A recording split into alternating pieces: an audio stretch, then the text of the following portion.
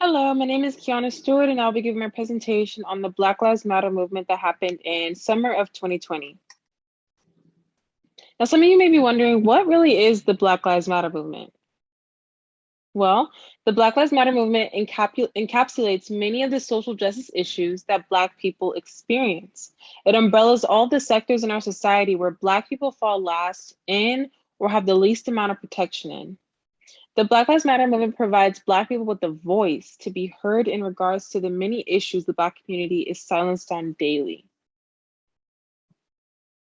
The BLM movement is not or does not only address social justice issues for Black Americans, but it provides justice, hope, and healing to Black people across the globe.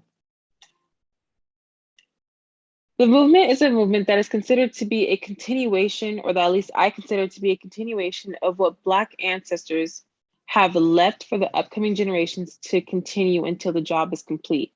That job being completely eradicating white supremacy from our institutions, our systems, and ultimately our daily interactions socially. To give a little background on Black Lives Matter and the movement and how it started, I want to introduce the three Black women that started the hashtag. Their names are Alicia Garza, Patrice Cullors, and Opal Tometi, who came up with the project that aimed to bring awareness and change to the treatment of Black people. Now, although the hashtag Black Lives Matter was started by these women, they are not necessarily the leaders of the movement. The great thing about BLM is that it revolves around decentralization. The great thing about the Black Lives Matter movement is that it is a movement that is decentralized. This means that there is no central leadership or sole voice that dictates and delegates what we as a people should do.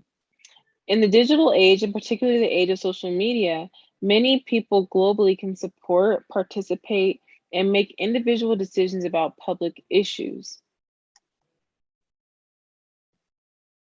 To get involved in the Black Lives Matter movement is to be an active participant in the movement. By spreading posts, keeping people aware in your personal lives amounts to a lot, as virality is what gets the word spreading, like wildfire, to be honest, and allows people to connect and share with one another. To become more involved, connecting with local activists and groups about leadership can help in the circulation of information as well. And with a team, more people can reach authorities and people with positions of power.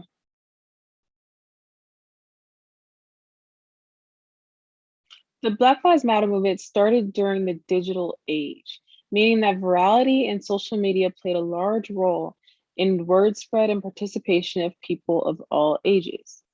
Using social media and technology to spread the video and picture proof of these social injustices, many people came together from many places globally, bringing international attention to the issues Black people face systemically and institutionally. Speaking on virality and the spread of the word through social media takes me to my next point in the buildup of the Black Lives Matter movement. In 2012, Trayvon Martin was murdered by George Zimmerman, and George Zimmerman was acquitted of all charges. This is what originally sparked the Black Lives Matter movement. After the acquittal of George Zimmerman and the shooting death of Trayvon Martin back in 2012, in 2013, the social media hashtag Black Lives Matter movement went viral, revealing videos of others that have experienced overt racism and police brutality, amongst other social injustices against Black people.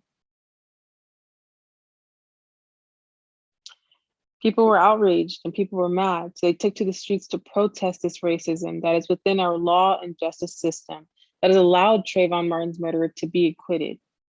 People protested out of sadness and grief and a general feeling of being fed up from being constantly disregarded.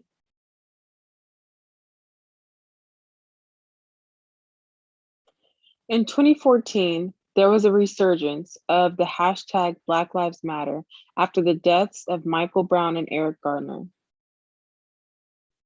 As you can see, much like the protests of Trayvon Martin, People went to the streets and they were protesting, fighting for social justice for Black people. Here, as you can see here for Eric Garner and here for Mike Brown, both being in 2014. In 2014, after the police killings of Michael Brown in Missouri and Eric Garner in New York, people were outraged by the obvious racism and brutality that goes on in the various interactions between police officers and Black individuals. Moving on, the major tragedy that relit this spark in the summer of 2020 was the wrongful death of George Floyd. Most recently, in May 2020, a spark was ignited internationally, highlighting the violences that police have used against Black people. George Floyd was murdered by the police officer Derek Chauvin, who kneeled on George Floyd's neck for more than 7 minutes until he could no longer breathe.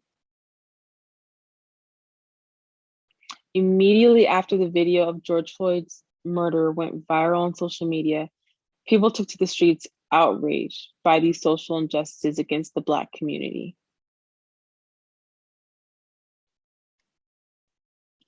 These were just a few of the very many protests that erupted across the world last year in 2020, where people were holding the banner, "I can't breathe." People were very upset and felt like change was long overdue. Also worth mentioning about George Floyd's murder was that George Floyd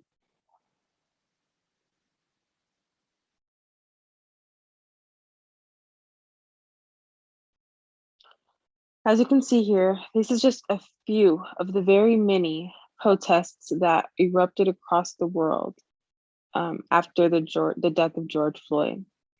There are people that were holding banners that say, "I can't breathe," people burning buildings, people having no faith in what they thought or what we all assumed was a fair and just system. Seeing right here the banner, "I can't breathe," brings me to the point about the significance in the tragedy of George Floyd's death. One of George Floyd's last moments on earth was pleading for help, uttering the words, "I can't breathe."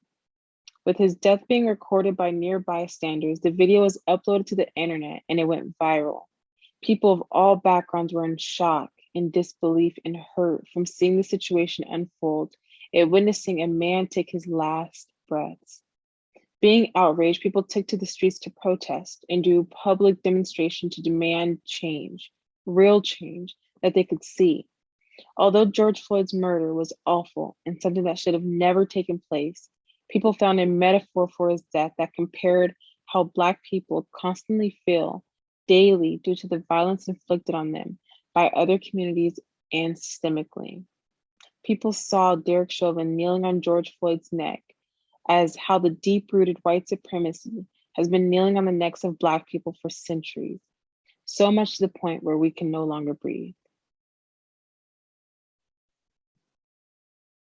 Everyone tried doing their part during the chaos and the tragedy of George Floyd's murder last summer. People were signing petitions, people were out marching in the streets, chanting and pleading to be heard. Well, what changed? We're here a year later, and the great thing about it is there were good changes. One of the biggest missions of the Black Lives Matter movement last summer was to defund the police. To defund the police was meaning to take funds from the police and redistribute those funds into Black communities, into Black schools, into Black programs, into ethnic programs, and to build up the community. That way the police didn't always have to stay in them, policing. Cities including Minneapolis, Portland, Philadelphia, and Seattle have started shifting budgets away from police into areas like schools and housing. There was also a shift in society. The lessons to be learned thus far with the Black Lives Matter movement is that white supremacy that is rooted deeply in American history has gone on far too long without acknowledgement or change. Waiting for change to happen on its own is not something we should hope for, but actively fight for. Fighting in the Black Lives Matter movement begins with the person and it grows from the individual. And to address racism everywhere, within oneself and even in one's family, we need to address it in our environment, to the world. This fight isn't a fight that's fought by Black people alone. It takes all people. Real change takes a collective effort. After witnessing what happened last summer with George Floyd, many people had a different outlook on racism and how it affects Black people specifically. There was many other cases that were being brought up, such as Breonna Taylor, Sandra Bland, and a large load of other cases that have been brought to the surface for people to see that this is not just a few bad apples. This is a recurring thing. It's a pattern and it needs to be addressed.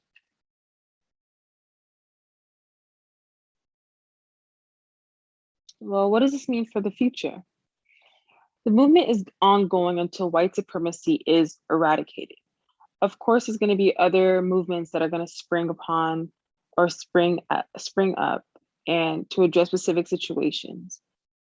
But the movement called the Black Lives Matter movement will be living long until white supremacy is completely eradicated.